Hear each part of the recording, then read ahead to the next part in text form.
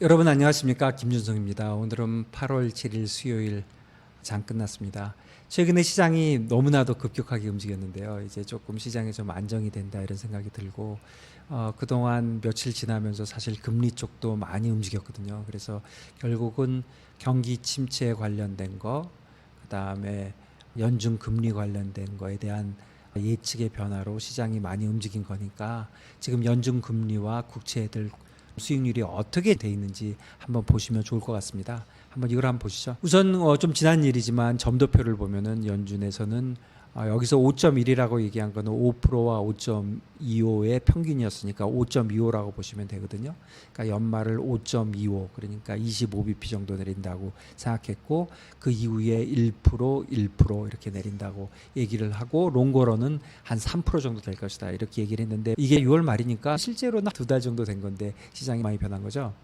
페드 펀드 퓨처스를 보면 여러분들 아시겠지만, 페드 펀드 퓨처스는 무슨 서베이 한 게 아니고 시장에서 보는 시장가거든요. 그래서 그거를 정리한 페드 워치를 보면은 지금 9월 달에 50bp를 내리는 확률이 25bp를 내리는 것보다 더 많이 있고요. 그 다음에 연말을 보면은 4.5와 4.25인데 4.5보다는 4.5에서 약간 4.25에 치우친 4.4 정도의 프라이싱이라고 보시면 될 것 같고요.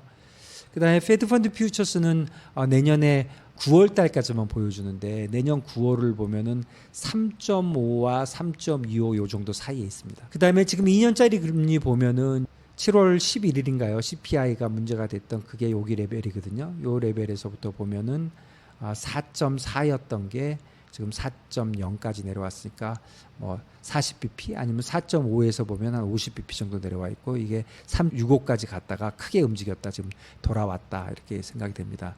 그리고 5년짜리를 보면은 한 4.20에서 3.75니까 이거는 얼마입니까? 35bp 정도 움직인 거고요. 그 다음에 10년짜리는 4.25였던 게 3.9가 됐으니까 35bp, 비교적 많이 움직인 거죠. 이것들을 비교해 보면 그 점도표상에서 보이는 거는 어쨌든 지난 일이라고 치고, 그래서 점도표상에서 지금 다시 보면은 연말이야 어찌 됐든 내년과 내후년 1년 동안을 보면 1년에 약 1% 정도 내릴게 이렇게 본 거잖아요. 그러니까 1년에 한 1% 정도 내리는 걸로 점도표에서는 얘기했는데, 그런데 지금 시장 가격을 보면은 페드 펀드 퓨처스 다시 한번 생각을 해보면, 금년 말을 지금 4.5보다 조금 아래쪽으로 보지만 4.5를 보더라도 내년 9월을 3.5로 보고 있으니까, 9월이니까 연말로 보면은 이런 추세로 되면 한 3% 정도 된다고 봐지지 않습니까? 그러면은 1년 동안 150bp가 내년에 내려간다 이렇게 지금 시장은 보고 있는 거고요. 그 다음에 미 국채하고 생각을 해보면 조금 앞뒤가 안 맞다고 생각하는 게, 지금 미 국채가 2년짜리면은 예를 들어서 미 국채 2년짜리의 텀 프리미엄, 그러니까 3개월짜리나 하루짜리 금리보다 2년짜리 금리가 더 높아야 된다. 그런 게 아니라면 지금 생각해 보시면 내년 내내 4.5와 3%에 있는 거니까 평균적으로 4.5와 3의 평균은 3.75지 않습니까?